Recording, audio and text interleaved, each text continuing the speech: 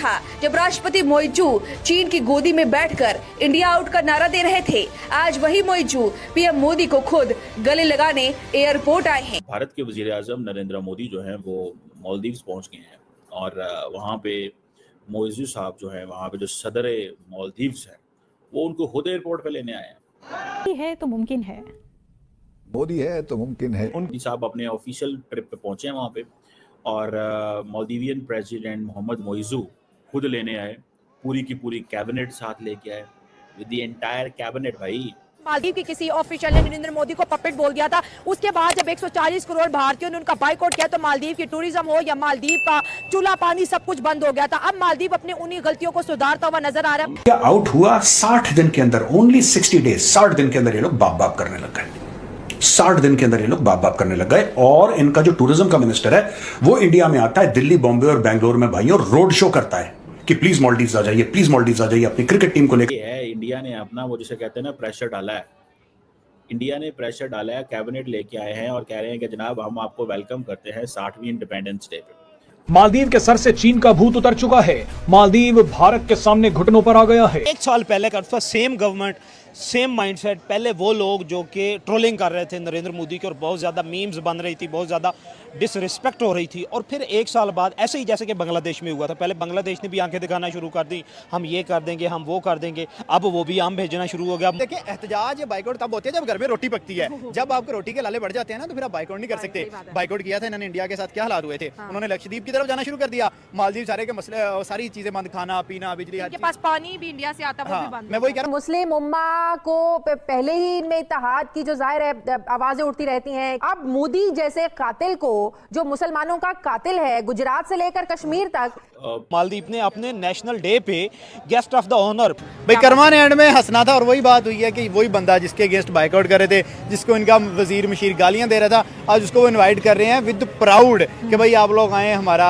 60वां जैसे independence day है तो वो आके मनाए। बहुत भारी तिजारत है हिंदुस्तान के साथ, तो हमें होश के नाखून लेने चाहिए। अपने मुल्क की जो मईशत, जो हमें एक आदत पड़ गई है अफीम की तरह, भिखारियों की तरह अपने मुसलमान भाइयों के सामने हाथ फैलाते हैं, तो हमें भी कुछ सोचना चाहिए। नमस्कार दोस्तों, ज़रा सोचिए, एक ऐसा नेता जिसने इंडिया आउट का नारा लगाकर मालदीव की सत्ता पाई, जिसने सत्ता में आते ही भारत से दुश्मनी का रुख अपना लिया, चीन की गोद में जा बैठा, तुर्की से हाथ मिला लिया और हर मंच पर भारत को नीचा दिखाने की कोशिश की।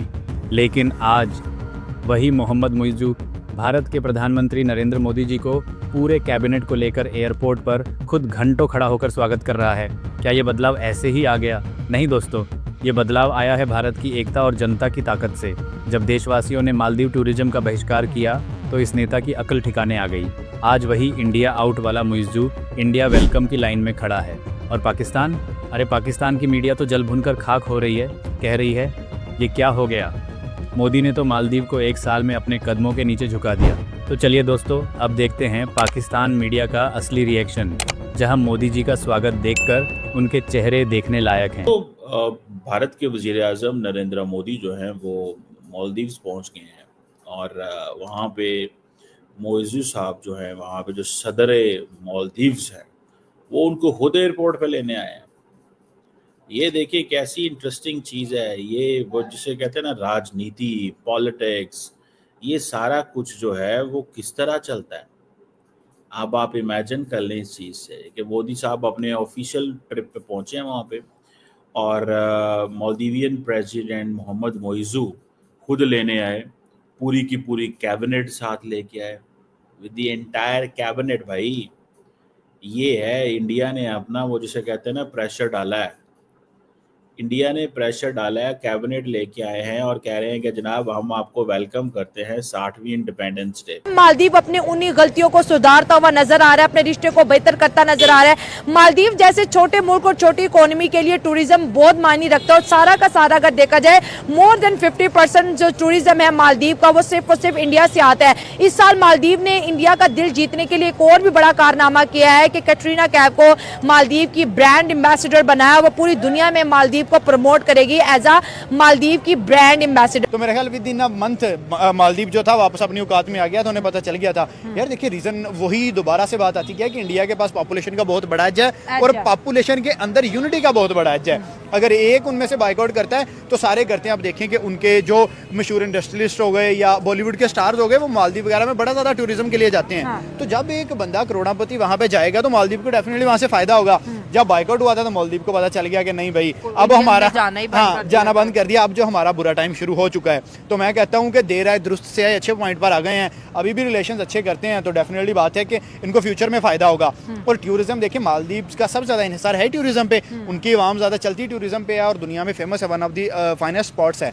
लेकिन देखें अभी जैसे उन्होंने इनवाइट किया है तो ये मालदीव, उन्होंने ये भी एक बात शो करवाई है कि यार अगर एक बंदे ने गलत बयान दे दिया तो दैट मीन्स के पूरा मालदीव खराब नहीं है, वहाँ पे अच्छे लोग भी मौजूद हैं और उन्होंने ये स्टेप लिया है। मालदीव के अंदर इस वक्त चाइना की भी बड़ी इन्वॉल्वमेंट और इंडिया चाहता है कि मालदीव से चाइना को उखाड़ के फेंक दे। कभी चाइना उन्हें फ्री में पानी दे रहा होता है, कभी चाइना फ्री में उनको खुराक वगैरह दे रहा, क्योंकि आइलैंड्स है मालदीव के पास। तो आपको क्या लगता है कि क्या मालदीव जितना स्ट्रांगली इंडिया के साथ खड़ा है क्या चाइना के साथ उस तरह से बॉन्ड बना पाएगा? नहीं, मुझे नहीं लग रहा है, क्योंकि चाइना जो है, चाइना भाई बड़ा नेक टू नेक चलता है, बिजनेस से रिलेटेड चलता है। बिजनेस का जहां उन्हें पाकिस्तान में कितना फायदा नजर आ रहा है तो वो पाकिस्तान के साथ खड़े हैं। जिस दिन मफाद खत्म हो जाएगा, जिस दिन बंदरगाहों से उनका काम खत्म हो जाएगा, वो पाकिस्तान से पीछे हट जाएंगे। इस दरमियान एक साल के अरसे में क्या हुआ है? कोई सिक्योरिटी टाइट किए हैं इंडिया ने? देखिए, हम सबसे पहले बांग्लादेश की बात करेंगे। लोग कहते हैं कि बांग्लादेश की जो प्रेसिडेंट थी शेख हसीना वाजिद, वो इंडिया की पनाह लेकर बैठी हुई है, ठीक है। फिर श्रीलंका की बात करेंगे कि वहाँ पर भी अगर इंडिया के ताल्लुकात ख़राब हुए तो वहाँ के प्रेसिडेंट को उन्होंने चेंज करने की कोशिश की, वो नहीं कामयाब हो सके, मतलब आपके ताल्लुकात अच्छे नहीं है वहाँ पर। फिर अगर आप मालदीव्स की बात करें तो मालदीव्स की भी हम प्रेसिडेंट की बात करेंगे, मोहम्मद मुइज़ू की बात करेंगे, जिन्होंने काफ़ी ज़्यादा कह लेंगे धमकाया धमकाया और चाइना का रुख कर लिया कि भाई चाइना मुझे बहुत सपोर्ट करेगा। तो इसकी वजह से आप कि गेट आउट आपका पुतला बनाया जाता है, उसको इतना ज़्यादा ह्यूमिलेट किया जाता है। और उसके बाद भी जो इंडिया रिटेलिएट करता है, जो मेरे मुल्क में कौन सी आइलैंड की कमी पड़ी हुई है, जो मेरा मुल्क इतना आप उनका मेगा तो much beautiful and naturally fit नजर आती हैं, ठीक है। तो आई थिंक सो कि जहाँ पर इतने लोग, इंडिया 1.5 बिलियन की आबादी रखता है, मालदीव्स 8 लाख की आबादी रखते हैं, तो बड़ा कौन हुआ? इंडिया ही बड़ा हुआ, भारत बड़ा हुआ। उसको पता है कि एक टिकट बुक कराऊंगा, नेक्स्ट मोमेंट पे हमारा जो इकोनॉमिक स्ट्रक्चर होगा वो इम्प्रूव हो जाएगा। तो यही जो अक्ल सिखानी है ना, अब उनके प्रेसिडेंट को पता चल गया कि अगर इकोनॉमिकली देखना है तो हमें इंडिया को देखना है, हमें किसी और को नहीं देखना है। तो यहाँ पर अगर आप देर आए दुरुस्त आए, ये बात मैं यहाँ पर कहूँगी। लास्ट क्वेश्चन ये है कि जो यूरोप को, आप ये कह लें कि यूरोप को तोड़ने जा रहा है इंडिया।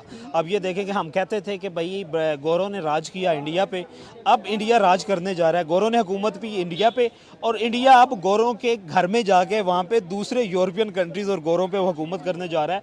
अर्जेंटीना के साथ उनका कॉन्ट्रैक्ट हुआ है अटैक गन्स का, और 80 गन्स जो हैं वो पहले 20 का ऑर्डर उन्होंने लिया था, उन्होंने टेस्ट किया, वो आउटस्टैंडिंग उनकी परफॉर्मेंस रही। अब उन्होंने 80 का ऑर्डर जो है वो दे दिया है।